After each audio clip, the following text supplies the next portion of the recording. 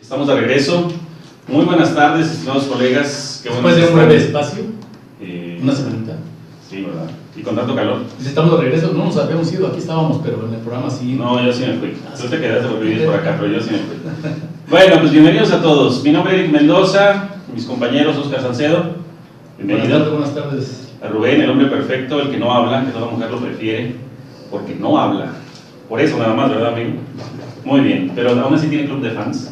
Ya tiene su presidenta. Su presidenta creo que es la única miembro, entonces. Si no, hasta eso se le va a ir. Muy bien, pues tenemos nuestras vías de contacto a través de Twitter. Nos pueden sintonizar en @CCLab Radio, WhatsApp 55 60 67 51 48. En Facebook estamos transmitiendo en este momento en vivo, CCLab, espacio CCLab. Y así es como pueden entrar en contacto con nosotros. Recuerden que si quieren escuchar las canciones, que es algo que luego nos piden, escuchar las canciones, pues por estas vías no se puede, pero... Que nos manden un correo y se los mandamos, porque tampoco se puede en la página, ¿eh? Tampoco se puede, no pueden escuchar. Solamente que sea en vivo. Por eso, en vivo. En vivo, sí. En vivo, sí. En vivo que nos localicen en www.cc-mediolab.com.mx. Ahí pueden estar escuchándonos. Y bueno, pues muchísimas gracias a todos los seguidores que, bueno, pues han estado al pendiente. Ya estamos en el programa, ¿qué es el programa? 17. Muy bien, pues por anticipado decimos, vamos a tener una mesa redonda al siguiente. El próximo jueves va a ser aquí también, desde aquí vamos a transmitir. Interesante entrevista, ¿no? Programa, sí. Y precisamente por eso es que tenemos el tema de hoy. Hoy hablaremos de mitos y realidades de la donación, lo cual es bastante interesante, ya iremos viendo de qué manera vamos a abordar este tema. Y bueno, regresamos a nuestra dinámica de la tómbola. En la tómbola tenemos por ahí unas preguntas, bueno, pues algunos no nos han contestado también. Como tú has dicho, como que nos han abandonado. No, como que no quieren, tío. No tienen cursos gratis. Quieren pagar, déjalo. No te preocupes. Bueno, ¿cuál es la pregunta, amigo, en la tómbola? La pregunta de hoy, ¿cuál fue el tema del programa número 10? Que fue cuando rifamos el curso gratis de todos los 10 programas anteriores. ¿Cuál fue el tema abordado en el programa número 10? Perfecto. No les digo que nos digan quién fue el invitado, porque nos digan cuál fue el tema. Ya con eso es suficiente, ya está. Muy bien, pues eso es lo que tenemos. En cuanto al tema de hoy, ¿a quién tenemos de invitado, Oscar? Hoy tenemos a María Francisca García Tapia, creo que es correcto. Ella es trabajadora social, egresada del CETIS número 5. Lleva trabajando casi mi edad en el Hospital Juárez de México, 32 años, pero en el banco de sangre acompañando al doctor Bautista. Perdón, interrumpo. ¿32 años? 32 años. Ah, perdón. Las canas pensé que eran otra edad, perdón. Lleva 12 años en banco de sangre, trabajando como trabajadora social, y yo lo conozco de tiempecillo atrás, y la verdad es que es todo un personaje ahí en el hospital. No hay quien no la conozca. ¿En qué hospital? En el Hospital Juárez. Juárez de México. Juárez. ¿Y otro Juárez? Juárez del centro. No, el de México, que está en Politécnico por aquí. Perfecto. Pero también tenemos a alguien más, ¿no? Pues, ¿qué crees? Que se nos coló. Se trajo al doctor Bautista, y eso se me hace muy, muy interesante también, porque quiere decir que el tema viene reforzado. Algo que le falle, que no dudo en nadita que le vaya recargado, pero también trae el apoyo científico del doctor. Entonces, el doctor también Jesús Bautista, que es el jefe del Banco de Sangre del Hospital Juárez, que su trayectoria, como no lo tenía yo considerado, pues no tengo su currículum, pero vendrá de invitado más adelante y seguramente tendremos todo su background ahí para que nos explique cuál ha sido su trayectoria, que también creo que tiene ya años ahí en el Juárez, ¿eh? Es que no tiene canas. No, es que por algo, bueno, sí. por algo continúa y por algo se ha ganado la permanencia en ese lugar, porque no es un lugar fácil. El Juárez es uno de los bancos más importantes de México, de la Secretaría de Salud, entonces por algo se ha mantenido ahí. Muy bien, perfecto, pues muchísimas gracias por atender al llamado, por atender a la convocatoria, y por alguna razón todo esto tiene o está muy ligado a lo que viene la siguiente semana, que es el Día Mundial del Donador Altruista. Entonces vamos a pedir que estén presentes, porque creo que es algo muy muy importante hacer difusión. Y precisamente antes de comenzar la transmisión, platicábamos fuera del aire de la importancia que tiene el hacer difusión de todo esto, ¿no? Y ni se diga cuando hablamos de mitos y realidades para el donador. Entonces, yo quisiera comenzar esta charla preguntando acerca de, con ese tiempo que ustedes tienen ya frente a su organización, dirigiendo todos estos procesos, ¿cómo es que han visto que se generan los mitos en su banco? ¿Qué es lo que han visto? ¿Y cómo contrarrestan? Así es. Creo que es una tarea un poco difícil. Mire, ¿cómo vamos viendo los mitos? Con las principales barreras con las que se encuentra un donador. Pues las familias llegan siempre, ¿verdad? Trabajo social. Me acaban de rechazar o no tengo donadores. Yo por más que le digo a mis vecinos, a mis amigos, a mis familiares, no quieren venir. Pero ¿cuál es la causa? Entonces cuando nosotros preguntamos cuál es la causa, es cuando nos empezamos a dar cuenta cuáles son los mitos, cuáles son las barreras que les ponen a los pacientes para no acudir a donar sangre. Por ejemplo, yo le comentaba hace un momento, ¿no? Mucha gente, principalmente las mujeres, dicen, es que yo no quiero donar, porque si dono, dicen que uno sube de peso. Entonces, ese es uno de los mitos. Sí. Okay. Entonces, prefiero mandar a mi esposo que se ponga barrigón. Sí, de plano. Bueno, de por sí ya nos ponemos barrigones, eso ya. O sea, no es por donar. Mandan al esposo. Yo les digo, no, lo que pasa es que después de la donación, dicen, no, es que como estoy débil, tengo que empezar a comer más, ¿no? Para recuperar lo que me acaban de sacar de sangre. Y eso es muy cierto. O sea, una persona sana empieza a generar sus células nuevas, ¿verdad? Y no necesita ni tomar nada vitaminado, ni mucho menos, pero es una de las causas. Yo les decía, pues ahora hay que cambiar el mito para llenar los bancos de sangre de muchas mujeres. Si tú donas sangre, bajan de peso. Sí, al momento, vamos a llenar medio kilo.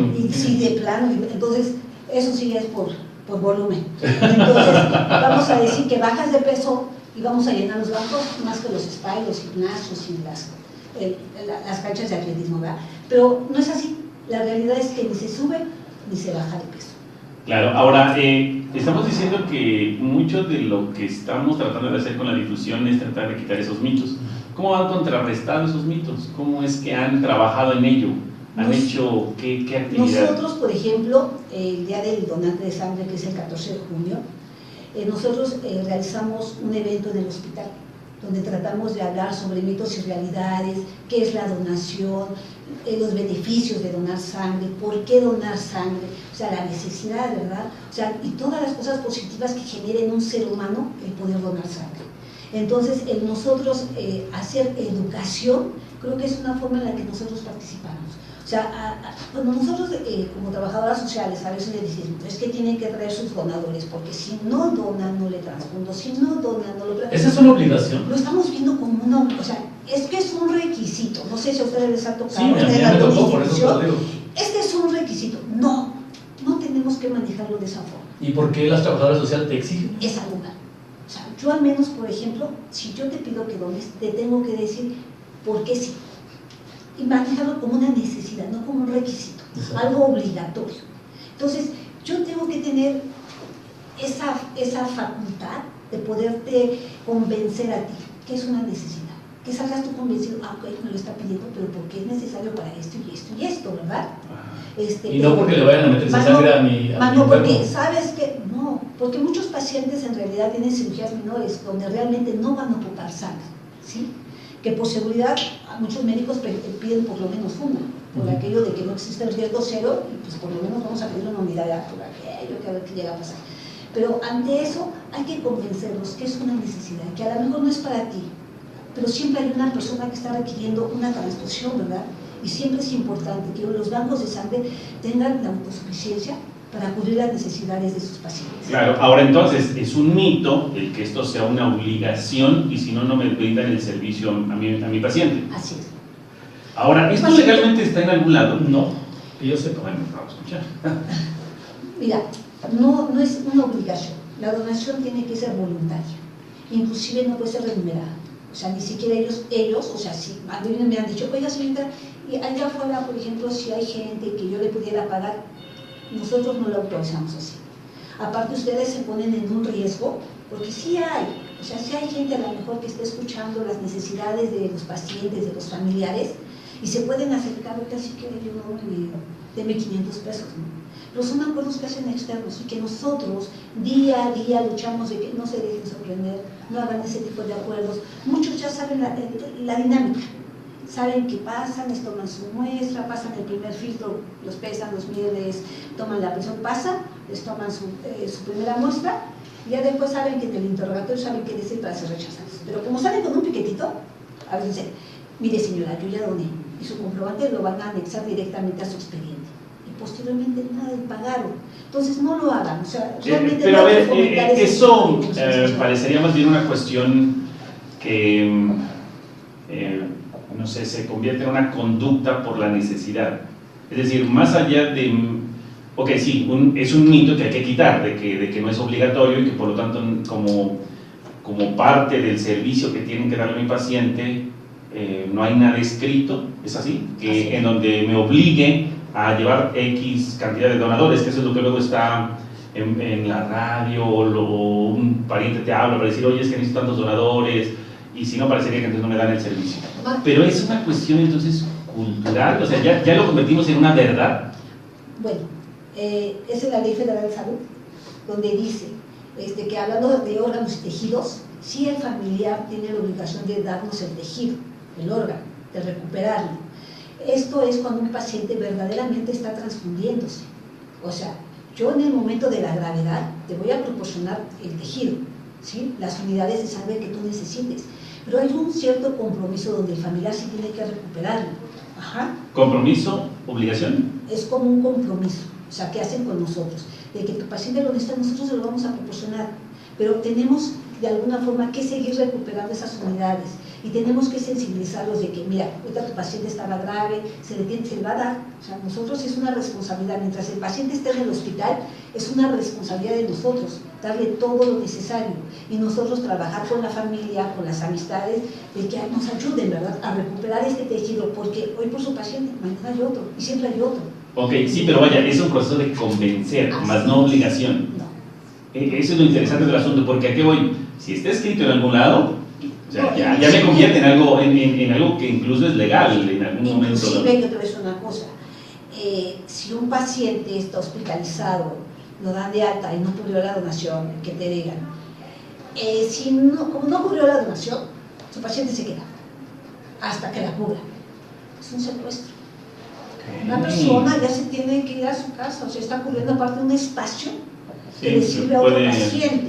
Y realmente yo no tengo ninguna forma legal donde diga que en el artículo tal, a la ley tal, o por ejemplo, ni siquiera hablando de tratados internacionales, o sea, que se vuelven ley ante nuestra Constitución. Mientras un tratado esté vigente, es válido como ley, ¿sí?, ante la Constitución, pero no, aquí no. Aquí no. Entonces, es un trabajo muy difícil y que afortunadamente, yo lo quiero decir de verdad y siempre lo pongo bien claro y me siento muy orgullosa de tener al doctor Bautista como jefe. Porque en otras instituciones, de verdad, yo he escuchado de que, no sé, eso es problema de trabajo social. Y la promoción de eso le corresponde al trabajo social. Y a veces el trabajo social hace un trabajo maravilloso, convence al paciente, y a veces va con el doctor, por ejemplo, un paciente de otorrino. Es muy raro que vaya a ocupar sangre, una rima. No, pues es que me dice trabajo social, debo de cubrir por lo menos un donador de sangre. No, dígale que le firme, que le dé un exento y por mí no hay ningún problema. Yo ni voy a ocupar sangre. ¿Sí me entiende? Okay. Entonces, es cuando regresan, pues que creen que no tengo, no puedo, no quiero, y a veces el doctor me dijo que no. Entonces, ya sí, cuadrados, ¿no? Sí. Entonces, cuando nosotros, todos los que trabajamos en un servicio de salud, hablamos el mismo idioma, las cosas funcionan bien. El equipo es una retroalimentación. Si yo le digo la necesidad de cubrir la donación de sangre, porque a lo mejor no es tu paciente, pero siempre hay un paciente que lo requiere, y el doctor le reafirma lo que yo le estoy informando. Sí, mire, señora, es que aquí en el hospital tenemos una gran cantidad de pacientes, a lo mejor su paciente no lo requiere, pero siempre hay un paciente que lo requiere. Es una forma de participar con nosotros, claro, para esto, para aquello. Y es para convencerlo enfermería de que esto regrese. Ellos lo hacen, de verdad. Pero cuando nada más es responsabilidad de usted, pero yo le digo lo contrario. Ahora, o sea, que ahí implica que la comunicación entre trabajo social, médicos y mismo laboratorio. Somos un equipo. Totalmente. Somos un equipo. Ahora entonces, si esta comunicación no se da, es ahí donde se van generando los mitos, porque hay huecos de información y se rellenan con lo primero que está a la mano. Y muchas barreras, porque ahí ya llegan y te dicen, sí tengo familia, pero fulanito está diabético, fulanito se droga. O sea, te buscan todas las... Por ejemplo, ahora ya, sí, ahora ya dicen, bueno, es que con tatuajes ya puede venir. Ah, sí. Eso. Sí, pues entonces también hace esto. Bueno. Sí, claro. Pero es que además de los tatuajes tiene esto. Sí, afortunadamente después del año 253, ya si una persona tiene tatuajes, antes nosotros no los recibimos. Hay un periodo después. Ahora, un año. Un año después de Después de un año ya podemos recibir personas con tatuajes, perforaciones y acupuntura. Tratamiento. Bueno, qué bueno que mencionas eso porque ya me están preguntando por redes sociales. Bueno, María Soledad nos dice, bueno, buenas tardes, saluda, ¿qué tal? Rommel Freddy, él desde Perú, nos pregunta cómo manejan el tema de los tatuajes, los aceptan o no, ya comentamos. Rommel también nos dice cómo hacen el examen de hemoglobina, con capilar o tubo de DTA. El tema es por las muestras lipémicas. En este caso la determinación de hemoglobina ya es más actualizado. Utilizamos prácticamente equipos certificados para ello, automatizado. No hacemos capilar, hacemos biometría hemática directamente a lo que es la determinación, igual que hematocrit. Anteriormente la norma nos exigía solamente determinar el hematocrit, ahora ya nos exige determinar la hemoglobina y hematocrito juntos. Pero hay que también determinar la diferencial, leucos, plaquetas, porque es bien importante. Nosotros tenemos un área de análisis donde tenemos que determinar la cuenta plaquetaria y la cuenta leucocitaria para evitar un riesgo. Perfecto. Ok, bueno, eso es en cuanto a esta parte. Luego también nos dicen, al no ser obligatorio, tendríamos que tener un sistema de donación voluntario para tener stock en los bancos de sangre, es lo que también nos dice Rommel en ese sentido, ¿no? Esto es por lo que estamos luchando. Inclusive en la última reunión de la Organización Panamericana de la Salud decía que de 2014 al 2019 todos los países del mundo llevan a tener donación altruista como una medida de donación más segura, porque sabemos que las personas que son obligadas, ellas acuden al hospital porque tienen un compromiso social o familiar. O sea, por ejemplo... Y ocultan algunas cosas que están en... Por ejemplo, ¿qué tal si tú planchaste hace 8 días que sale de dormir? Sí, claro. Y tu esposa dice, ¿qué crees? Tienes que ir a donar porque me van a operar. Y dices, ¿cómo le voy a decir que no puedo? Y sientes ese compromiso, pues de modo, pues ahí voy. Y para que no te rechacen, a pesar, fíjate, a pesar de que se te hacen tus laboratorios, si tienes una entrevista con médicos muy expertos, si tú no entrevistan un día 5 personitas, se entrevistan un montón, ya se la saben, y no tiene técnica de tehuacanazo, o sea, bien, la verdad. Le sacan bien la verdad. Aún así, no niega. Y tienes, no, si lo digo. Es que el problema no es que hayan tenido, Sí, sino que ¿qué pudieron haber adquirido ahí que no está detectable? Sí, y a pesar de que se van a realizar las pruebas de serología, recuerda que hay un periodo de ventana. Sí. Y ellos tienen la idea de que no importa la respuesta que yo dé. De todas formas, aquí van a estudiar la sangre y si sale mal, pues ellos sabrán quedar con ella. No es así. Entonces, ¿qué hacemos nosotros en el Hospital Juárez? Fíjate, en algunas instituciones les dan su hoja de autoexclusión antes. Y aquí no, nosotros les damos esa libertad, que ya pasaron con el médico, que ya cuando tienen su papelito en la mano, que no sienten esa presión de ya mentir, ahora sí, en forma muy privada, si no sabe qué, necesitamos que identifique factores de riesgo, les explicamos cuáles son los factores de riesgo, y en este momento usted tiene la libertad de decir si es segura mi sangre o no es segura. Deje su hojita ahí, doblada. O a lo mejor sí es segura, pero el riesgo es para mi salud. ¿Y qué? Podría ser. Es más bien al paciente, ¿no? Porque aquí estamos tratando de detectar factores de riesgo en el donante. En el donante. Porque qué tal si a mí me da toda la serología me da negativa, pero está en un periodo de ventana. Entonces, es que el donador identifique bien los factores de riesgo, se le dé la confianza que con toda, o sea, en forma personal, escriba sí o no es segura, nos lo haga saber, nosotros ya sabemos que le vamos a dar un destino final a esa unidad, para que de esa forma nosotros protejamos la salud de nuestro paciente. O sea, se le da un destino final, se siguen los estudios de rutina de todas formas, a él se le va a dar seguimiento, pero se autoexcluye. Regresando a los mitos, si una dama está menstruando, ¿puede donar? Actualmente ya Sí, ya nuestra nueva norma nos permite que donen siempre y cuando no exista ninguna sintomatología que esté interfiriendo con la secuencia de los procesos. Pues puede donar. ¿Cómo qué, por ejemplo? Dolor, un menor. Okay. En algún momento lleguen con dolor y algunas personas en el ciclo, en el periodo menstrual presentan dolor. entonces ello va a interferir en cualquier momento del proceso. O hay quienes, hay damas que tienen una menstruación abundante, también puede baja tener. de hemoglobina.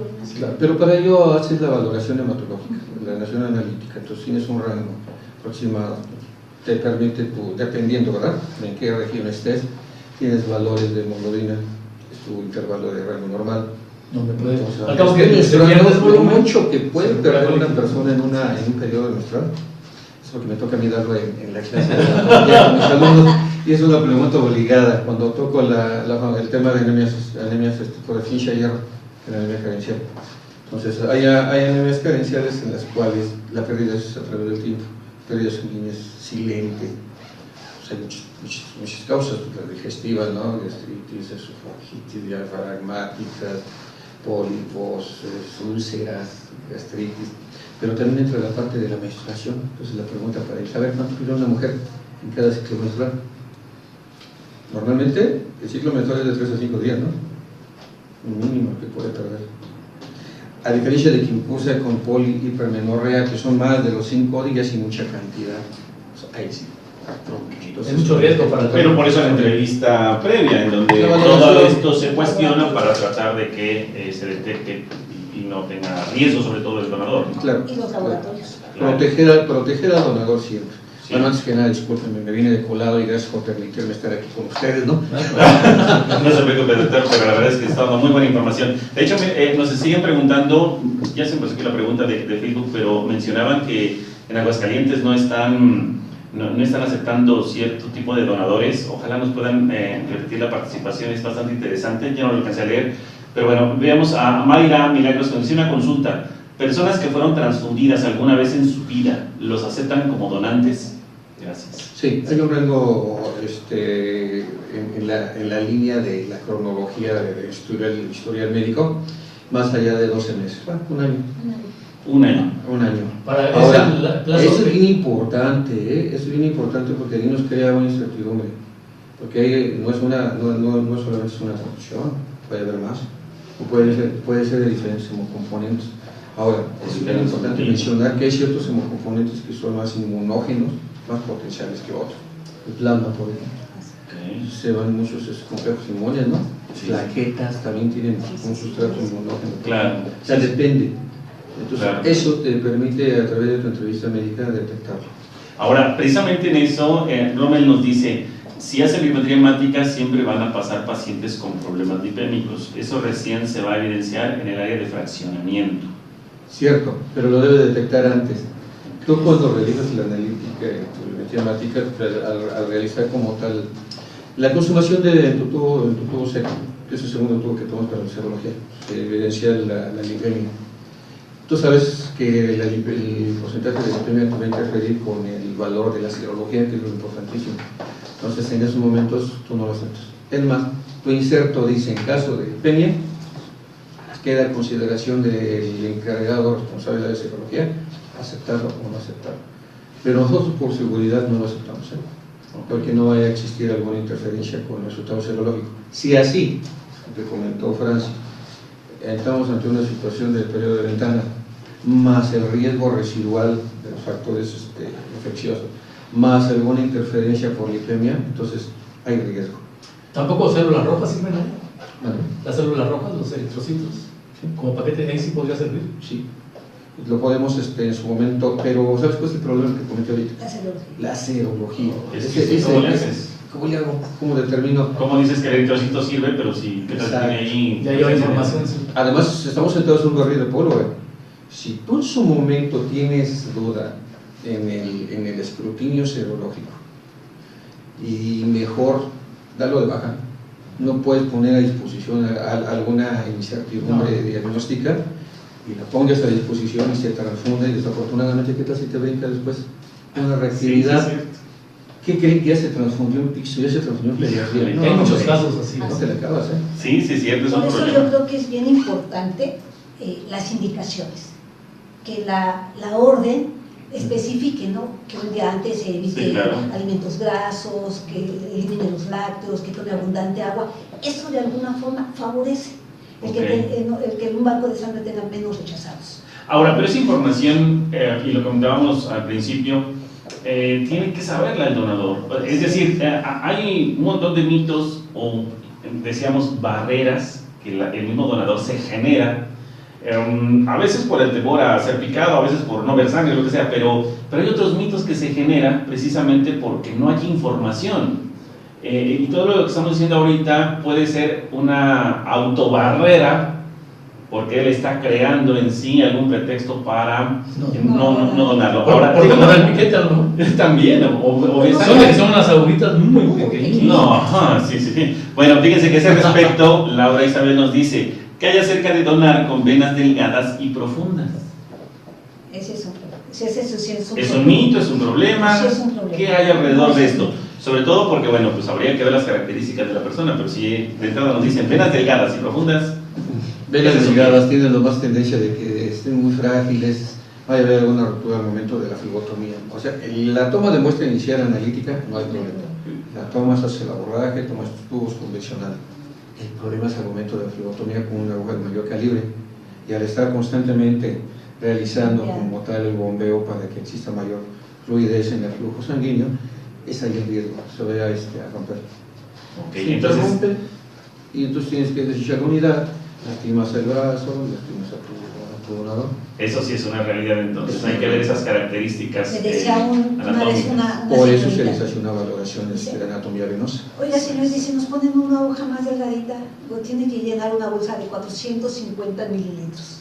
Imagínese la sangre. ¿Cuánto tarda en llenarse más o menos? De 7 a 10 minutos. Imagínate con una hoja. Imagínense una hoja delgadita. Media hora. Gotita por gotita. Coagula. existe, es lo que iba a decir, existe el riesgo de que se tapone y de que incluso se coagule todo. Digo, no es lo mismo un tubito de 10 mililitros a 450. O sea, por algo están hechas así las agujas y las bolsas, ¿no? Sí, Bueno, claro. pero un mito importante porque la gente no acude, el temor a que se infecte por el material que utiliza. Eso ¿Y es qué hay alrededor de esto? lo común que la gente manifiesta. No se vas a ir a donar a un banco, cuidado, porque están reciclando el material, en este caso, están reciclando el material con el que toman la muestra. Están reciclando las agujas con las que toman la flebotomía, toda la bolsa. Y eso actualmente ya no sucede. No, eso sí. En algún momento cuando usaban las jeringas hipodérmicas aquellas de vidrio con agujas de... Hace muchos años, a lo mejor ahí sí se podría dar eso, que se recicle porque se esterilizaba con ciertos riesgos. Pero actualmente ya no, ya todo considera otro tema que después trabajaremos, que es hepatitis C, ¿no? Y en el Sí. momento que se toman se les muestra el material. Mire, es material totalmente nuevo, desechable, más de una sola vez se va a usar. Aquí se le presenta. Ya, es cuando le piden la autorización de tomar la muestra. Y esto otra vez hay que hacérselo saber al donador, porque muchos no saben, o muchos se quedan con la idea de no, ¿para qué vas? Te puedes infectar de VIH, te puedes infectar de cualquier cosa, en lugar de ir a ayudar, sales perjudicado, etc. O mucha gente también dice, es que si donas, te vas debilitando y tienes hasta el riesgo de leucemia. Entonces, es otro mito. Entonces, U otro es el hecho de que si vas a donar, vas a quedar casi como si fueras ratón de laboratorio o conejo de laboratorio, te van a sacar a blanco, ¿no? Cuando no, es una parte que te van que vas a donar, ¿no? Sí. Incluso le le están vigilando para ver si se siente mal, si es que puede continuar. Son tantas cosas que a veces el donador no sabe y que por lo mismo dice, pero yo voy y si me pasa algo y si me desmayo, o sea, porque incluso no sabe que hay un periodo en el cual después de que donó lo sientan, le dan de desayunar, lo vigilan, que esté en orden todo. Si eso no se le hace saber al donador, por eso a veces, bueno, aparte de buenos desayunos, ¿no? Pero la verdad sí quedan en el cuadro de México, a ver. Uy, es muy variado.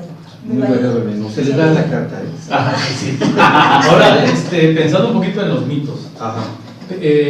Una persona, luego dice, es que si doy sangre, ¿cada cuánto tengo que estar donando sangre? Porque tienes más o menos Cada 8 semanas. cada 8 semanas. ¿Cuándo recupero yo el volumen Es el volumen inmediato. Es líquido. Depende de la cantidad que tú le de agua? de líquido. ¿Y la calidad? La calidad en el celular, aproximadamente del margen de 8, 10, 15 días aproximadamente. Por eso se dice 8 semanas para volver a donar. Ahora, también queda consideración del médico, dependiendo de la habilidad de cada persona, que tú lo puedes estimular médula ósea. Le puedes suministrar ácido fólico o en su momento sulfato ferroso, o cualquiera de las Para recuperar. Para recuperar más rápido. Pero- Estimular la eritropoyesis. A diferencia del donador que dona por aféresis. él no se va a esperar 8 semanas. No, porque él nomás está hablando de plaquetas. Así No, es. es plaqueta, reinfundes el resto celular. Bueno, si hace una eritraféresis, ahí sí se Bueno, ahí puede. sí, dependiendo también del Pero volumen una que plaquetoféresis calcule, es una porque hay eritraféresis simple, pero hay eritraféresis doble. Doble El rojo. famoso doble rojo, Doble rojo. que sería una masa eritroide considerable. Entonces, Y salen ahí todos- sí necesitas dar ¡Ay! soporte. Eso, Cada Ahí vez. sí, Muy bien. ahí sí nos más de somos muy 400 vampiros. millones. Claro, seguimos leyendo nuestras redes sociales porque ustedes despertaron muchas preguntas. Muy bien, Edith Cruz, orgullosa juarista, les manda muchos saludos. Rosario Hernández nos pide que bueno, vayamos a donar, porque dicen el 14 de junio, bueno, todos los bancos nos piden que vayamos el 14 de junio, que es el Día Internacional o Día Mundial del Donador. Entonces, en el Hospital General Regional número 25 del IMSS, muchas gracias, Rosario. Dani Blancer dice: ¿cuál es el tiempo de vida media de la sangre fuera del cuerpo y bajo qué condiciones se tiene que mantener estrictamente? Bueno, mantener estrictamente, sí. ¿Estas condiciones se aplican con personas con sangre con colesterol y triglicéridos altos? Bueno, vamos a hablar primeramente del mantenimiento de la sangre dentro de un servicio banco de sangre. Depende del anticoagulante. Algunos, más bien en la mayoría, utilizamos anticoagulantes que nos dan una vigencia de 42 días. Utilizan mannitol y algunos otros aditivos. ¿Eso depende del proveedor? Sí, para preservar lo que es el metabolismo del eritrocito. Y eso es bien importante porque el eritrocito, conforme está almacenado, entonces una célula almacenada por mucho tiempo, en el caso de esta célula especializada que tiene su única función transporte de oxígeno, porque prácticamente es una célula que nos da la vida, ¿no? Se Sí, tiene que sí. viajar en el confín de la economía, repartir esa carga apreciada y suministrar oxígeno a todas las células, tejidos, órganos. Entonces, está almacenada, necesitas aditivos para que continúe su preservación metabólica, porque ella nada más tiene un poquitito de ATP para alcanzar los 120 días. Y eso a través de la glicólisis anaerobia, porque no le necesita solamente 2 ATPs, ¿no? Entonces hay que suministrarle aditivos, hay que suministrarle un anticoagulante. Entonces la vigencia de los agmanitorios en la actualidad son 42 días, ¿no? Hay quien todavía tiene anticoagulantes de 21 días. Hay algunos que manejan de 35 días los citratos famosos. Entonces la vigencia en estándar de los bancos que yo he visitado utilizan agmanitor, 42 días. Ahora, la segunda pregunta. Si depende también de la carga de colesterol y lipemia, pues quedamos que no estábamos aceptando la donación cuando estaban elevados los colesteroles, ¿no? Sí. Los triglicéridos, o sea, hay lipemia, no lo aceptas. Claro. Ahora, miren, una pregunta más, porque bueno, tiene que ver con esta parte de la persona que ellos se hacen múltiples cortes, ¿son aceptados como donantes? Yo supongo que son los que practican el cutting, ¿no? Los que se dañan a sí mismos. Aquellos que tienen algún problema de conducta, Ajá. de lesión, autoflagelarse y demás. Mira, aquí es una situación bien importante. Todos los factores de riesgo que existen en el flagelo del cuerpo, sobre todo es una ventana abierta cuando lo utilizas a la entrada de ciertos virus. ¿Cuáles son los virus que más drásticamente en su momento se nos van? Hepatitis C, hepatitis B, VIH, de los que la ley te obliga, ¿verdad? Sí, porque La normativa te dice, estúdiame esos, sí, pero ¿cuántos no se estudian? Sí es un riesgo. Sí, es un riesgo. ¿Y de Queda preferencia? De preferencia no. De preferencia no se en el considera. médico aceptarlo o no aceptarlo. Yo lo rechazo. De preferencia, a la segura, ¿no? Sí. Es Ok. mejor tener poca sangre, pero que se asegura. Sí, claro, claro. Ok. También nos dice, no se aceptan personas con venas delgadas, eso nos dice Liliana Andrade. Así es. A la Bueno, pregunta de Laura, ¿no? Nayeli, ajá. Ya que existe mayor probabilidad de donación fallida y hematoma donador. Perfecto. Dani Blancer dice, ¿hay estudios de ETS, transmisión sexual supongo, que son más tardados? No, ETS, enfermedades de transmisión sexual supongo. ¿Enfermedad de transmisión sexual? Sí, que son más tardados. ¿Qué pasa con los donantes que lograron y fueron aptos para donar? Cumplen con los requisitos de donadores aptos. ¿Qué medidas se toman en esa sangre? Ah, bueno, aquí yo creo que se refiere al riesgo residual, ¿no? De las enfermedades transmisibles por vía sexual. Sí, cierto. En determinado momento, dependiendo de la tecnología que utilice cada banco de sangre para realizar su serología de escrutinio, entonces quedamos que ahí sí existe una ventana residual, ¿no? Sí. Hemos tratado de acortar esa ventana residual de carácter inmunológico, pero nos falta una para acercarnos más al dejar fuera el factor residual, biología molecular, el famoso TET-NAT. Pero eso, ya lo saben ustedes, obedece que es muy caro, muchas veces no está a la mano o al alcance de muchas instituciones. En el último congreso que fui a Sao Paulo, en donde se vio precisamente este riesgo residual en enfermedades transmisibles, fobia sexual, se concluyeron los trabajos mencionando que no eran solamente satisfactorio obtener la protección y el escrutinio inmunológico, ya sea quimioluminiscencia o inmunohistoquímica, sino que hay que correr nada a la par, no hay seguridad. Pero eso, ¿qué tanto encarecería cada...? Encarece mucho, pero mira, claro. 3 veces más. Pero la eso es seguridad es financieramente evaluar, ¿no? cara, ¿no? Sí. Tienes que evaluar eso exactamente. Es que ahí estaríamos tocando callos, como dice aquí mi compa, ¿no? Sí. Porque si aplicando el presupuesto como debe ser para la salud, yo creo que sí se podría hacer. Sí se puede La hacer. cosa es que hay muchas fugas de capital, de dinero que deben ir enfocadas a la salud, a los presupuestos, que no se enfocan y que se malgastan, por decirlo así, cuando deberían aplicarse para una mejor Nada más un breve paréntesis, sin salirnos del tema de nuestra realidad. Ok. No se breve paréntesis a seguridad. ¿Se acuerdan ustedes cuando existían hace mucho tiempo esos famosos sellitos en las unidades de sangre que decía sangre segura? La palomita. Sí, Y sí. tenía su palomita. ¿Por qué se lo quitaron? No hay sangre segura. Se lo quitaron. porque no sabían que era insegura. Es sangre. Ahora ya es sangre No estudiada, sabían, sí, sangre no estudiada, sabían. pero para marcadores que la norma te obliga y los demás, hay muchos que no te obligan. Por eso aquí es bien importante, yo insisto, de que al donador no se le presione. O sea, que sí se le dé la hojita de autoexclusión. Nosotros le enseñemos a identificar los factores de riesgo y se le dé la libertad de autoexcluirse. Se vale, ¿no? Y sobre todo sensibilizarlos, porque es tarea tuya como No, trabajadora social, lo hacemos. sensibilizarlos a que tomen, que realmente Lo hacemos. es por necesidad de cierto grupo. Pero con cierta convicción de que ellos saben que no son personas de riesgo.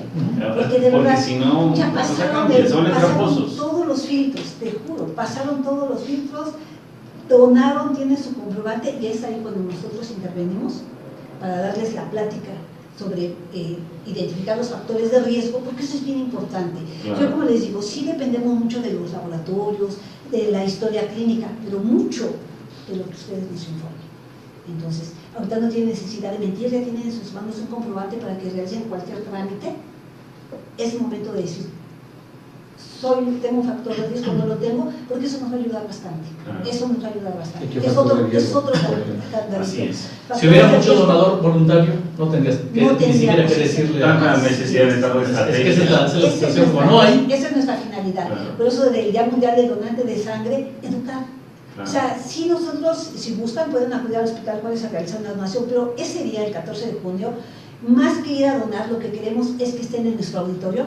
Nuestro evento va a ser en el auditorio Dr. Manuel Velasco Suárez, es el auditorio principal. Nosotros vamos a empezar Está muy a las pequeñito, le caben como 10 gentes. 500. Mataron por 510. Por los colados. Sí, los 10 están en el lobby. No, pero son 500 gentes. Nosotros vamos a empezar a las 9 de la mañana.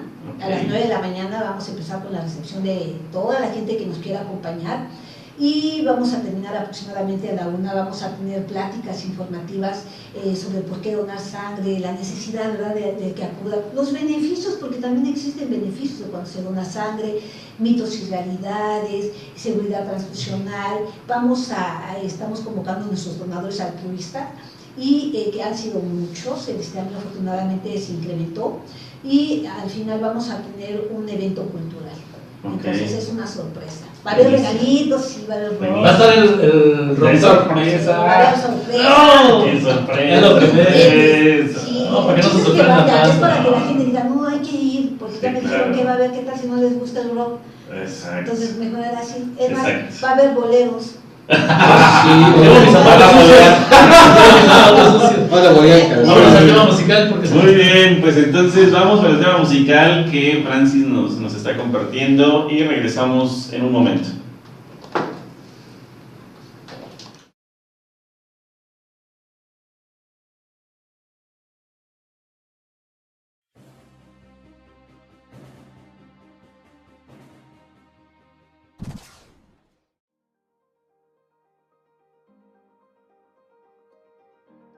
Mi nombre es Eduardo Alberto Burelo López, soy especialista en hematología diagnóstica por laboratorio y en esta ocasión les vengo a invitar al diplomado en temas selectos de hematología organizado por la empresa CCLab y CCD en la Ciudad de México y en la Ciudad de Puebla. El diplomado está dirigido para químicos, médicos generales, técnicos laboratoristas químicos o clínicos, biólogos o cualquier persona del área de la salud. El diplomado está constituido por 8 módulos. El primer módulo es la parte más importante, la parte medular, porque en él definimos conceptos básicos que nos permiten comprender de una manera sencilla los problemas hematológicos. Hablamos sobre el origen de las células hematopoyéticas, estructura y función de la médula ósea, interpretación de los parámetros más importantes de la biometría hemática, principios de la tinción de Wright del fenómeno de metacromasia, la maduración de la serie roja normal y culminamos con la clasificación general de las anemias. En el módulo número 2 hablamos sobre la clasificación general de las anemias con mucha mayor profundidad. Anemias microcíticas hipocrómicas, anemias normocíticas normocrómicas, anemias macrocíticas normocrómicas y vemos la importancia que tienen los reticulocitos para la clasificación de estas anemias. En el módulo número 3 iniciamos con la serie blanca no neoplásica y básicamente vamos a ver un poquito de inmunología, la presentación antigénica, los sitios de presentación antigénica, la maduración de los diferentes tipos de leucocitos. Y en el módulo número 4 vamos a hablar otra vez de la serie blanca no neoplásica, pero vamos a dirigirnos sobre temas específicos, es decir, deficiencia de mieloperoxidasa, enfermedad de Peltier-Hughes, enfermedad de May-Hegling y sus variantes, enfermedades lisosomales como la enfermedad de Gaucher. En el módulo número 5 vamos a ver las neoplasias hematopoyéticas mieloides según la clasificación de la Organización Mundial de la Salud del año 2017. Y en esta vamos a ver las neoplasias mieloides crónicas como la leucemia granulocítica crónica, las neoplasias mielodisplásicas como el síndrome del 5Q-, las neoplasias mieloproliferativas mielodisplásicas como la leucemia mielomonocítica crónica, las neoplasias mieloides agudas como las leucemias mieloblásticas, monoblásticas, megacarioblásticas o mielosis eritrémicas. En el módulo número 6 vamos a hablar de las neoplasias hematopoyéticas linfoides, las linfoides agudas como la leucemia aguda de precursores B o T y las linfoides en maduración como la leucemia linfocítica crónica B o T. En el módulo número 7 vamos a ver hemostasia normal y hemostasia patológica. Y en el último módulo, el módulo número 8, es la parte práctica, donde el alumno va a aprender a hacer frotis, a hacer la tinción de Wright, a hacer la tinción de mieloperoxidasa, a hacer la tinción de Paz y va a poder resolver algunos casos clínicos en particular. Entonces, con todo esto les invitamos a ustedes para que acudan al diplomado en temas selectos de hematología, que permite dar una actualización y ver la importancia que tiene el laboratorio para el diagnóstico de todas estas enfermedades hematológicas y que el médico pueda establecer un diagnóstico o pueda permitirse ir más allá del diagnóstico cuando tiene una biometría hemática. Reciban un cordial saludo, están invitados a formar parte del diplomado en temas selectos de hematología en la Ciudad de México o en la Ciudad de Puebla.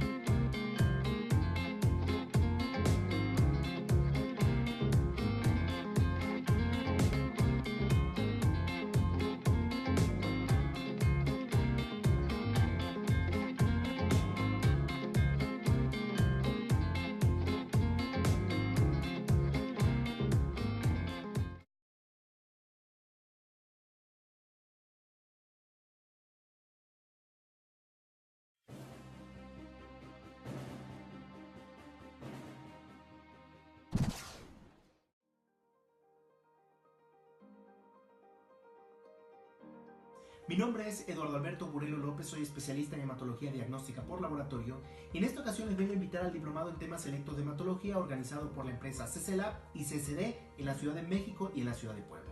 El diplomado está dirigido para químicos, médicos generales, técnicos laboratoristas químicos o clínicos, biólogos o cualquier persona del área de la salud. El diplomado está constituido por 8 módulos. El primer módulo es la parte más importante, la parte medular, porque en él definimos conceptos básicos que nos permiten comprender de una manera sencilla los problemas hematológicos. Hablamos sobre el origen de las células hematopoyéticas, estructura y función de la médula ósea, interpretación de los parámetros más importantes de la biometría hemática, principios de la tinción de Gray del fenómeno. Bien, una muy buena canción. En este caso, Francis, ¿por qué esta canción? Híjole, porque mi banda es Pink Floyd.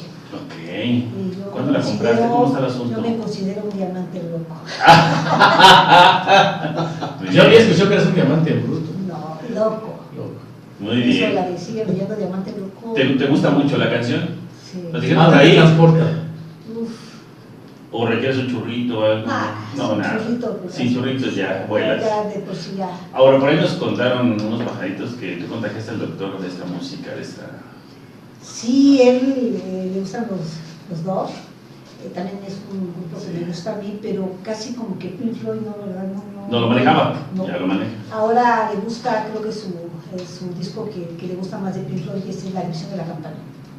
Sí, es una edición y además una parte de donde Pink Floyd consolida toda su experiencia en un rock progresivo. Te soy honesto, yo no escuché mucho rock progresivo. La primera banda que escuché de rock progresivo fue Camel, que son contemporáneos de ellos. Cuando yo conocí a Francis, ella escuchaba mucho Pink Floyd, y entonces de ahí, a ver, déjame escuchar. Pero existió el debate, Camel, Pink Floyd, Camel, Pink Floyd. Entonces, a mí me sigue gustando Camel, pero ya acepté a Pink Floyd, toca padrísimo. Sí, claro. El disco de la edición de la campana es la consolidación de Pink Floyd. Pero bueno, pues hay discos como estuvimos. ¿Se acuerdan de aquel disco de El lado oscuro de la luna? Sí, claro. Estábamos en la preparatoria. Exacto. Creo que somos de la misma generación, ¿no? No, yo estaba apenas en... Ah, no somos de la misma generación. Yo creo que sí. Sí. No, por ahí, ¿no? Yo soy mayor que usted. Yo tengo 33 años. Yo tengo- Ahí tengo 32. Muy bien, pues entonces los gustos en ese sentido van. Muy bien, nos siguen mandando mensajes, así es que María Soledad nos dice, en relación a la transfusión autóloga, ¿en qué casos es más recomendable? Autóloga. Bueno, nosotros recibimos donación autóloga, por ejemplo, en los casos de grupos poco frecuentes. O sea, hay gente que tiene un RH negativo y se hace una autodonación para asegurar que... ¿Cuál es el más raro? El B negativo. AB negativo. ¿Y en ese caso es más recomendable? Los Bombay. Por eso en ese caso Sí. es más recomendable, ¿no? Cuando se presentan este tipo de O circunstancias hay gente que difíciles. dice, no, yo no quiero que me pongan sangre de nadie. Y como su cirugía va a requerir, prefiere hacer una autodonación. ¿Esto podría haber algún factor religioso, algún factor de creencia, como No. para que se promueva más la Nosotros donación autóloga? lo que hemos tenido así metiendo la religión dentro de la medicina transfusional, los bancos de sangre, son los testigos de Jehová. Ujú. Ahí sí hemos trabajado mucho, nosotros trabajamos, es más, estamos ya por presentar nuestro manual de normas y procedimientos para la atención a pacientes testigos de Jehová. Sí, buenísimo. Y además de eso, nosotros trabajamos con mucha coordinación con el comité de enlace para la atención a pacientes testigos de Jehová de la zona norte por la ubicación de nuestro hospital. Sí, claro. Entonces ahí sí manejamos la cuestión religiosa, pero la autodonación en cuestión religiosa no. Ha sido nada más en los grupos poco frecuentes, Ujú. en pacientes que ellos por inicio propio que saben a veces los riesgos de tener una transfusión por eso de las enfermedades transmisibles por medio de la sangre, prefieren autodonarse. Ok. O aquellos que dicen, ¿sabe qué, señorita? Yo no quiero molestar a mi familia, ni a los amigos, no me gusta y quiero hacer una autodonación.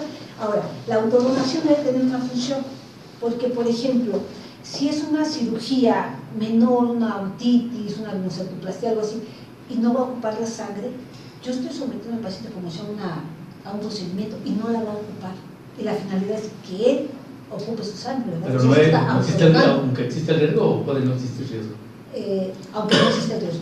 O sea, por ejemplo, él muy probablemente no la va a ocupar, entonces ¿para qué lo someto a una autodonación? No, claro. O sea, la autodonación casi nosotros la hacemos en pacientes que tenemos un porcentaje alto de que sí va a requerir su sangre. Ok, buenísimo. Muy bien, Claudia Alvarado manda saludos, muchas gracias.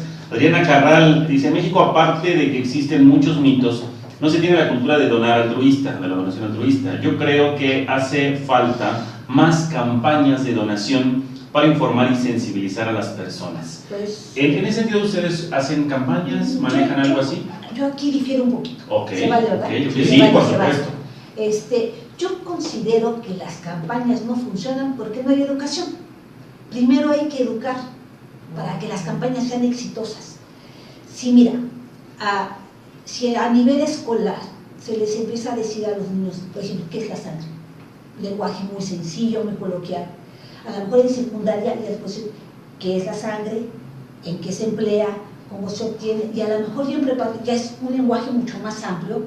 Cuando ellos salen de preparatoria, que tienen 18 años, tienen todo el conocimiento de lo que es la sangre, lo que es la donación, ¿sí? Los beneficios, todo. Entonces vamos a tener donadores potenciales desde los 18 años. A veces queremos convencerlo a los de 60 años. Ya empezamos a hay que educar a temprana edad para a los 18 años tener donadores potenciales. O sea, no es malo que donen. Claro que no. No les hace daño a su salud que hay donen. beneficios, amigo. Se dice, Que hasta bajan de peso, ya decíamos hace ya rato. dijimos que bajan de Medio peso. kilo. Nada más por volumen, bajan medio kilo. Pero además de eso hay más oxigenación. Se regula el nivel de hierro. Yo quería comentarle al doctor, bueno, esta pregunta un poquito más enfocada. En alguna ocasión, cuando yo estaba haciendo algunas prácticas en el Seguro Social, por ahí de los 76, 77, llegaron a comentar en el laboratorio, espérate, ahí estaba yo haciendo prácticas, estaba en la universidad. Llegó a comentar alguien por ahí en el laboratorio que hasta le servía a algunos como para desasolvar la sangre. ¿Qué tan cierto es? O sea, que no se congestione tanto, y sacas un poco y se produce nueva, es sangre nueva. Sí, era una práctica. De hecho, todavía siguen en vías. Ahorita te voy a explicar que la No famosa sé, sangría terapéutica, ¿no? la sangría terapéutica de paciente con tendencia al hematocrito alto, lo que llamamos poliglobulia secundaria, ¿no? Sangría. Por X problemas pulmonares, EPO, bronquitis, manifestaciones secundarias a un proceso hematológico, son las policitemias veras, o un problema de carácter más importante, lo que es una falla cardíaca, pues las cianóticas congénitas. Entonces se siguen realizando las sangres y se hacían en ese tiempo, salvo que ahí viene algo que es una paradoja, el círculo vicioso. Tú lo sangras, pero sigue estimulando la producción de la médula. Entonces lo que se hace ahora, pues, es eritroferesis. ¿Por qué? Porque a través de la eritroferesis se obtiene mayor masa eritrocitaria y menos volumen que puede extraer. Una sangría terapéutica solamente permite 500 mililitros, pero ahí te llevas todo, llevas plasma, masa plaque, todo. Entonces, actualmente el manejo de las poliglobulias secundarias y primarias es congestionar pacientes, pues, eritroferesis terapéutica, no de donación. Sí, sí, no sirve para donar ese tipo de... No, se desecha, se le pone así con letras grandotas. Se Sangre destino no apta. final. Sangre no apta, ok. No apta. Bueno. Muy bien, seguimos revisando redes sociales porque ya nos llegaron más mensajes. Ronald nos manda saludos, muchas gracias Ronald. Y de hecho Natalia Antunes dice que la respuesta a la tómbola. ¿Ya? Sí, dice, por supuesto, tu tema, amigo Ronald, buenas prácticas en la toma de ejecutivo, respuesta a la pregunta del día de hoy, perfecto. Gracias Ronald, muy amable. Gracias Natalia. Vania, saludos. Sí, estamos ahí. Natalia, muchas gracias. Vania, saludos. El químico Vania, Antonio Villegas, de Instituto Nacional de Cancerología. Ana Lady, desde Toluca, se recomienda realizar pruebas para detección de enfermedades de transmisión sexual en pacientes que van a ser transfundidos. ¿Cómo se llama? No sé si es pregunta o afirmación, pero si fuera pregunta, ¿se recomienda realizar pruebas para detección de enfermedades de transmisión sexual en pacientes que van a ser transfundidos? Pues no. No, ¿verdad? No. De hecho, el paciente no va a Yo contestar. creo que ahí tendríamos que ver el enfoque, cómo es la pregunta. ¿verdad? ¿Cómo es? Ok, pensando si era pregunta. Ok. Tenemos más comentarios y preguntas aquí. Rosario Hernández, la gente que pregunta por ese tipo de donación es la que comentan no tiene, la que comenta que no tiene donadores. Ah, es la autóloga, ¿no? A esa es la autóloga, Ah, ¿sí? es la autóloga. No, a lo mejor el que está hospitalizado y no tiene donadores, ¿cómo le exiges que done? Si no consigue quién. A lo mejor es eso. Sí, la gente que pregunta por ese tipo de donación es la que comenta que no tiene donadores. Mira, aquí se tiene que hacer realmente una valoración. Aquí, por ejemplo, el trabajo social del banco de sangre siempre está en coordinación con la trabajadora social de hospitalización, porque ellas son las que están al pendiente de saber si tienen familia. A veces dicen, ¿qué cree? Que no tiene ningún familiar. Yo soy un vecino y nada más lo ayudo. Pero hablas a piso y dice, pues aquí hace rato vino el hijo, ya pasó la esposa y vinieron los amigos. O sea, trabajo social de piso es quien conoce más la historia del paciente, ¿sí? El aspecto social, económico y demás. Muchas veces ellos mismos me hablan. Francis, tenemos un paciente de hematología, por decirlo, aunque ha consumido bastante, pero es un paciente foráneo, llegó aquí con el papá nada más, se ha quedado aquí a dormir con el hijo, entonces, ¿cómo le exigimos? Claro. Por eso es importante de fomentar que aunque no ocupen sangre, participen con nosotros, porque esos pacientes de alto consumo, o sea, ¿cómo le vamos a exigir a una persona que traiga 100 donadores? Porque su paciente ya fue multitransfundido, ha recibido más de 300 hemocomponentes. A ver, gracias a esas personas, por ejemplo, las parturientas, hoy ingresaron, al otro día se van y no ocuparon sangre, pero el esposo fue y donó sangre. Los pacientes de otorrino, pacientes a lo mejor que estuvieron con algún tratamiento conservador. Entonces, gracias a ellos, a su participación, nosotros hemos podido cubrir las necesidades de pacientes de oncología, de trasplantes, de gastro, de hematología. Ajá. Entonces, veámoslo desde esa forma. Claro, ok. María Soledad nos dice, en el instituto en donde trabajo hemos tenido pacientes testigos de Jehová de 4 a 5 gramos de hemoglobina, que se negaba la transfusión. ¿Cómo lo manejan ustedes? Híjole, tenemos... Aquí viene una situación importantísima, 4 o 5 gramos de hemoglobina, sobre todo para la reserva en lo que confiere el suministro de oxígeno. El metabolismo y la hipoxia matan, alteración del metabolismo y la hipoxia matan. Entonces, dependiendo de la edad, el trasfondo patológico y la labilidad que tenga el paciente, 4 o 5 gramos de hemoglobina puede ser trascendente. No es lo mismo que sea un paciente renal que lo puede tolerar a un paciente, a un niño o a un geriátrico que tenga poca tolerancia. Entonces hay que transfundir. Si es testigo de Jehová, ahí viene una discrepancia, le llamamos disyuntiva. ¿Qué dicen? La ley, cuando uno egresa de la Facultad de Medicina, cuando hace la ley hipocrático, no es una ley prácticamente filosófica, que tienes que preservar la vida, ¿no? Sí. Y ante eso estudiaste, pero cuando tienes un evento en la realidad de tener un paciente testigo de Jehová, así, entonces aquí empieza el problema. ¿Qué hace el médico? El médico ya no quiere ni entrarle, porque tiene temor de que si transfunden lo vayan a demandar. Sí, claro. Y por el otro lado, la ley te pone una espada atrás y te dice, ¿en dónde están los ciclos? ¿Verdad?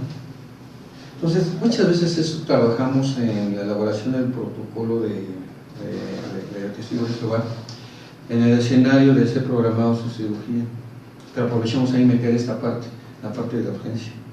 Entonces, como decía Francis en un momento, tuvimos que apoyarnos con la parte jurídica, con la parte religiosa. Sí, ustedes ya tuvieron algunos casos, ¿no? Nosotros hemos tenido de todo. Mira, hemos tenido pacientes oncológicos, pero no hemos tenido nunca una demanda. ¿Por qué?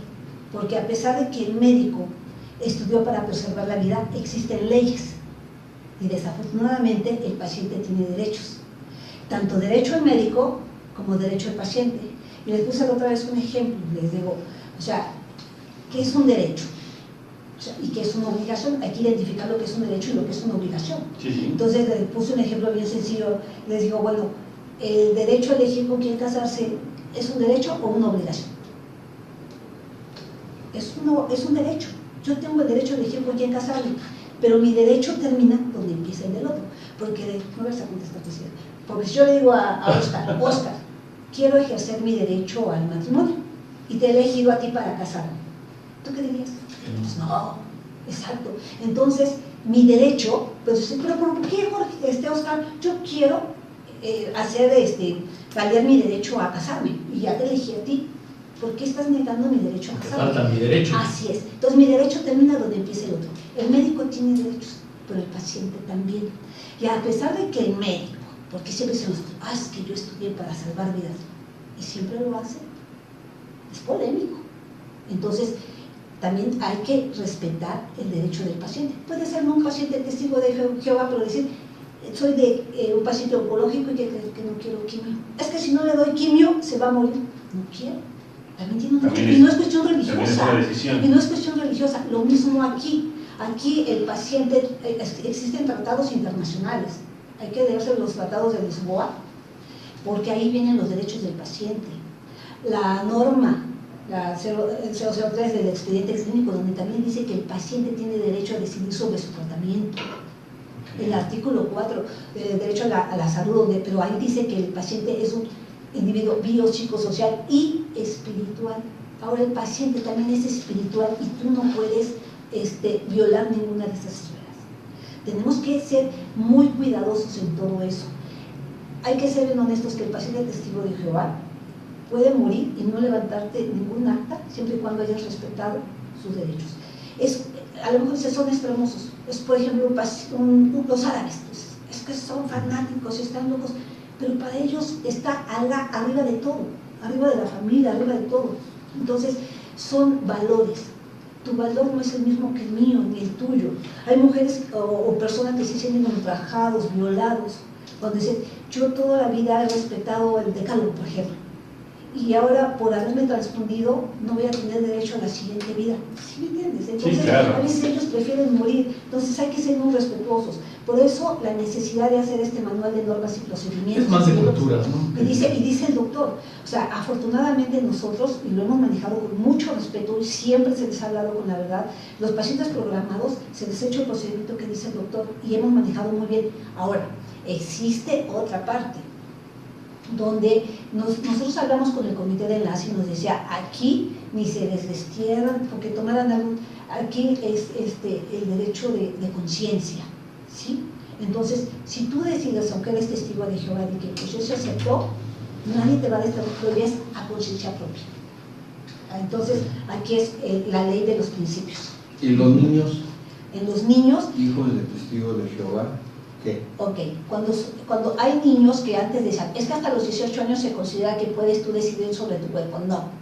Si un niño es maduro espiritualmente, él tiene derecho a decir, aunque su padre diga, no me lo dan juntos. Si el niño dice, yo sí, sí, si no, no. ¿Quién le da esa madurez?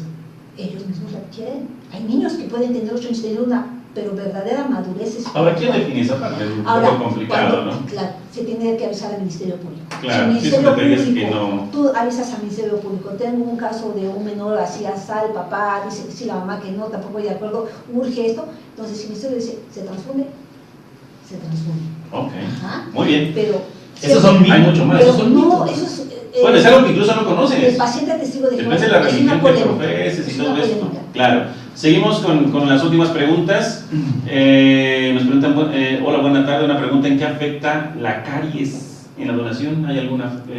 Un poco infeccioso. Sí, Ok, pero hasta ahí. Pero o sea, hay niveles de caries que sí se aceptan. Por ejemplo, ¿no? un grado 3 en donde existe destrucción de dentina y prácticamente ya todo lo que es la parte de la pieza como tal. Es una entrada a la encía que está muy vascularizada que hay en la boca. Sí, Bacterias y de todos colores y sabores, ¿no? Sí, claro. Entonces, haces bacteria en el transcurso del tiempo. Imagínate esas bacterias cuando estás almacenando la sangre. Hay tus refrigeradores de orden 2 a 8 grados centígrados. Eso está también cultivo en el cuestionario. y crece. En el cuestionario también Sí, existe. habla de tipo de caries, porque Sí. por ejemplo en la población mexicana es muy difícil que a la gente no tenga una sola caries, pero hay de caries a caries, como Sí, claro. sabe el doctor. Claro. Entonces, es que tengo una caries, entonces si es de primer grado, sí, pues, Depende del grado. Ok, Nayeli Andrea nos dice, ¿qué criterio toman con respecto a los donadores con preferencias sexuales diversas? Diversas. Contéstalo tú. Ok. Hablando de, por ejemplo, homosexuales o otro tipo de género, se tienen que aceptar. Los factores de riesgo puede hacerlos hasta en una pareja heterosexual. Ujú. Entonces, aquí nosotros no los podemos rechazar porque sería una discriminación, ¿sí? Ok. Entonces nosotros tenemos que aceptarlos, y si así la doctora o el doctor detecta durante la entrevista algún factor de riesgo, entonces es rechazado, pero no por ser no por su preferencia sexual, sino la por preferencia otro sexual, por sino factor de riesgo. por otro por factor. factor de riesgo. Sí, Claro. sí, nos puede Eso es afectar. antes, Antes la de norma eso. nos permite aceptar. En el momento que él llega, nosotros tenemos que aceptarlo. y se le trata como cualquier otro. Pero aceptarlo quiere decir que se le hicieron las pruebas preliminares, se le pesa, se le mide, se le toma presión, si pasa todo eso ya se le toma muestra, pero no por preferencia sexual se le va a rechazar, pues sí, nos acusan de discriminación. Entonces ahí es ya si durante la entrevista o la revisión médica el doctor detecta algún factor de riesgo, entonces ya es por otra causa, Okay. no por preferencia Que sexual. sería un Muy bien, factor de de hecho. la promiscuidad, ¿no? La promiscuidad. Pero en México no existe eso. No, es otro país, aquí no Por eso aplica. tenemos. Es de Tijuana para arriba. No, se lo va. No, En los Guatemala latinos no tenemos problemas de Tijuana para arriba. No, de Guatemala. Y O no que sé. nunca ya se lo llevó. o no sé, hay que preguntarle a nuestro público qué opinan. ¿Qué opina de eso? Bueno, Rosario nos dice, por norma no se puede descartar. Exacto. ¿No? Por norma no se puede descartar. Mayra Milagros nos dice, si el donante tuvo contacto con personas enfermas o por convivencia con personas con hepatitis A, B o C, sarampión, paperas, varicela, ¿cuánto tiempo se le difiere? Y si lo que tuvo fueron relaciones sexuales, ¿cuánto tiempo se difiere? Depende del marcador que ella menciona. Por ejemplo, sarampión sí es el tiempo largo, hepatitis. El paciente, si está en fase activa, no aceptas al donador que ha tenido contacto con pacientes enfermos de hepatitis, sobre todo la hepatitis más común que es la A. Y las crónicas que prácticamente se van muy silentes, que son fases difícilmente detectables, ¿no? Salvo cuando le haces el estudio, el escrutinio. Entonces aquí el problema es la hepatitis A, que se puede contaminar más fácilmente por fomites, por ropa, por todo lo que es utensilios, Por cocina. Claro. se dirige. Entonces no lo acepta. Es un riesgo. Es un riesgo, definitivamente. Muy bien, últimos ¿Enfermos de comentarios. hepatitis A en algún tiempo pueden ser donadores? No, mira, te lo voy a explicar. Aquí hay una verdad importante que ver luchado. Por lo común de la... Sí, por lo que se acepte. Fíjate que tuve un caso bien importante de un paciente, paciente porque me iban a un paciente para que yo lo atendiera. Entonces ese paciente, no voy a decir el hospital, ese paciente iba en fase ictérica, con todas las manifestaciones clínicas de una hepatitis. El marcador fue positivo y francamente positivo de hepatitis A. Y lo que me llamó la atención que en el periodo de latencia él fue a donó en un hospital de gobierno. Entonces te queda a la reflexión, y esa unidad que se fraccionó, se transfundió. Quizás se transfundieron en 4 pacientes, ¿no? Sí, claro. Y lo agarramos en fase de latencia y ese marcador que es hepatitis A no lo corren. A raíz de ello yo me hice una reflexión y en el Hospital Juárez de México en la actualidad está corriendo Hepatitis A. A. ¿Desde cuándo? Porque pues, ya tengo un buen y medio más o menos. Sí, porque antes no se podía. Bueno, de hecho hay varios marcadores que incluso no se han tomado en cuenta. Aquí, por ejemplo, Ana Lidia nos dice, pregunta, por si en un futuro el paciente presentara una enfermedad de transmisión sexual y argumentara que se contagió en la transfusión.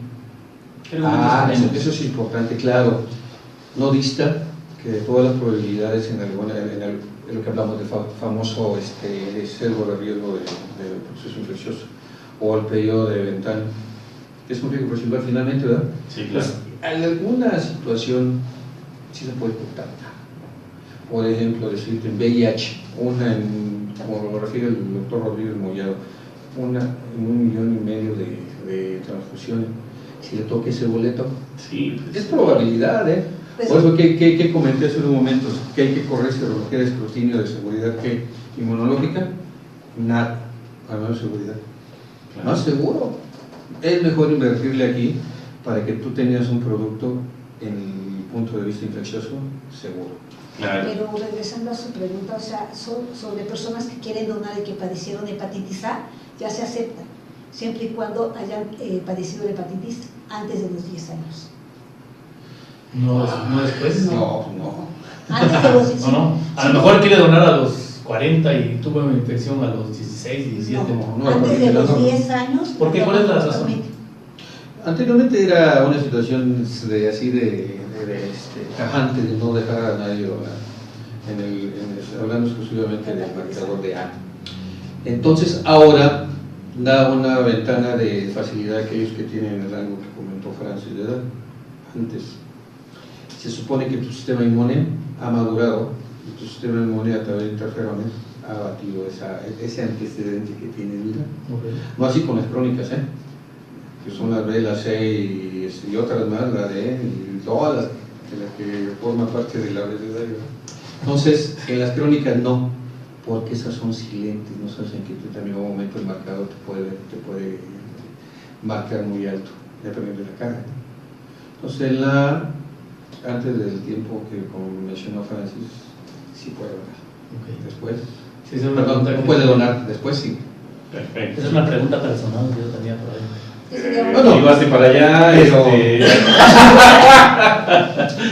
pero bueno, pues hay varios factores. Muy bien, al final de todo esto lo que vemos es que hace falta mucha información, ¿no? Así es. Más allá de todo lo que estamos viendo, tenemos que buscar el no seguir alimentando estos mitos, sino más bien brindar información congruente, información que sea fácil de digerir por parte del probable donador, y todo esto pues es parte de nuestra obligación, ¿no? Que como profesionistas que estamos cerca de los procesos y que sabemos cómo funcionan, que sabemos lo que implica el que cierta tecnología detecte o no detecte algún microorganismo, por ejemplo la célula infecciosa, si es que algún proceso no fue bien hecho, si es que pasó todos los filtros del donador, pasando por el lado del médico y desde todos esos filtros y aún así pasó, o sea, tenemos como que mucha cercanía de cómo funcionan los procesos. Considero que es nuestra obligación entonces transmitir a los colegas y también a las personas que no tienen relación con los procesos del banco esta información y tratar de quitar esos mitos, porque si no,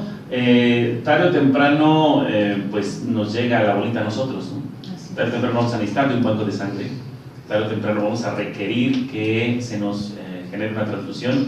¿Y a dónde vamos? O sea, ¿en cuál banco confías? Porque puede ser que sean tantos los mitos que incluso tú digas, mejor me muero. Por ahí había alguien que decía, conozco tan bien cómo funcionan los bancos de sangre en México que el día que tenga un accidente déjenme morir, no quiero que me transfundan. Yo les digo, yo me vuelvo testigo de Pero bueno, pues muy bien, pues muchísimas gracias. No, pero de verdad, o sea, y eso es como comercial, ¿no? Por eso los invitamos. El 14 de junio invitamos a toda la gente que nos está escuchando, si nos quiere acompañar, al Hospital Juárez de México, a nuestro evento del Día Mundial de Donante de Sangre. Perfecto, un montón de información. Muy bien, Víctor dice saludos a todos, muchas gracias, Víctor. Pues bueno, muchísimas gracias, de verdad que es un placer, podríamos seguirnos horas y horas hablando del tema porque es muy importante, tiene mucha información y creo que en la siguiente mesa redonda que va a ser el próximo jueves, que con pues más personas, todavía vamos a hacer más debate, pretendemos que pues se genere esto más enriquecido, todavía con puntos de vista que aporten, que ayuden, porque bueno, como bien decía Francis, tenemos opiniones tal vez encontradas, opiniones adicionales, pero al final todas nos van a servir para generar un criterio. Así es. Un criterio y eso es algo que tenemos que empezar a cultivar, Todos ¿no? tenemos un fin común. Así es, pues muy bien, pues muchísimas gracias. Un No, último muchas comentario, gracias a ustedes. algo que quieran compartirnos, Bueno, como te diste cuenta, no fui protagonista el día de hoy, ¿verdad? Bien volado. pero le dimos la Exacto. referencia. Es un placer traer al doctor. de Sí, verdad. siempre es un placer platicar con él. Siempre nos ha apoyado en lo que refiere al área de trabajo social, siempre nos ha dado su apoyo, o sea, es una persona que nos permite crecer, enriquecernos para poder hacer un buen trabajo, porque hablar de un banco de sangre no nada más es hablar del médico, es hablar del técnico, del químico, de la enfermera, del trabajo social, somos un todo. Y pues dar calidad, ¿no? Calidad a nuestros donantes. Es un hecho. Muy bien, doctor, últimas palabras. Sí, aprendí mucho de Francis, tuve una ocasión que me dejó con la boquita callada, o sea, rarita, cuando le dije que ella prácticamente era la piedra angular para fomentar lo que es la sensibilidad y la educación. Me dijo, no, los médicos y todo el equipo que conforman la cadena transfusional están obligados a hacer sensibilización y sobre todo educación. Porque hay médicos que dicen, no done usted. Vaya con el jefe del banco de sangre que le exente. Ahí se pierde el fomento y la sensibilización, una parte importante. Entonces, es a ella. Y me lo hizo ver delante en público, en nuestro auditorio. Cuando yo estaba hablando acerca de esa parte importante, me quedé así, desarmado. No, y tiene razón, claro, por bastante. eso se quedamos callados, porque tiene razón, cada uno tenemos una obligación de aportar algo, ¿no? Todos. O sea, si tienes la posibilidad de decir y de aportar algo, hazlo. Es un granito más, Claro. es una granita ¿Y más. sabes por qué? Porque nuestro altruismo se ha quedado muy por debajo de lo que comentaba de los De la porcentajes. expectativa, ¿no? No, o sea, no levantamos el 3, creo. 3.7, 2.7, o sea, ni siquiera 3, o sea, muchos dicen el 5, pero no rebasamos ni el 5. Sí. Estamos entre el 2 al 5, pero realmente eso es una vergüenza. Estás hablando de porcentajes. Porcentajes. No, tremendo, tremendo. Llegan a países como Argentina. Por eso digo, como aunque haya Canadá. muchas campañas, puede haber 1000 campañas, pero a veces casi los llevan así de que obligados. Donald, entonces generar números, no se trata Claro. de eso, no se trata de eso. Excelente, pues muy bien, pues eso nos da para mucho más. ¿Algo más, Oscar, que quieras aportar? Pues sí, vamos a apoyar un poquito, un granito de arena aquí con los bancos de sangre, porque desde la visita de Coti Carzolio Desde el segundo programa. se vislumbraba, ¿no?, ya un poquito eso de que no hay donadores voluntarios, todos tienen que ser a fuerza. Y hay bancos de sangre, vamos a depositar nuestra sangre. En algún momento vamos a requerir hacer un retiro, entonces vamos a fomentar un poquito para conseguir donadores voluntarios y que no tenga que ser obligado, ¿no?, que sea todo voluntario para que ese 5 se convierta poco a poco en un porcentaje más. Pero gracias a la información, sí, gracias a enterarnos cómo es el proceso e invitar a que, claro, tampoco vamos a mentirle y decirle al donador, no te va a doler, eso tampoco es cierto. Sin embargo, si hay un pero aparte, contrato, ¿qué crees? si Que hay sí bajan de peso, mira, ella es donadora. No, pues entonces dona diario. Entonces, no, pobrecita. No, Francis, ya no continúa. No, ya no es tanto, o sea, menos. Bueno, es cada 8 semanas. Vale, amigo, por más que como no puedo. Bueno, ok, pues entonces muchísimas gracias por la participación. Vamos a cerrar entonces nuestra participación con saber que en la tómbola, la única que contestó otra vez es Natalia Antunes. Muchísimas gracias, Nati, por estar al pendiente de los programas y de darnos tu respuesta. Muchísimas gracias, de verdad. Pues bueno, de todas formas, seguimos con esto. Faltan todavía 3 programas para poder seguir haciendo la tómbola. Y Natalia ya lleva 3 o 4 participaciones, algo así. Muchas probabilidades. Muchas probabilidades, exacto.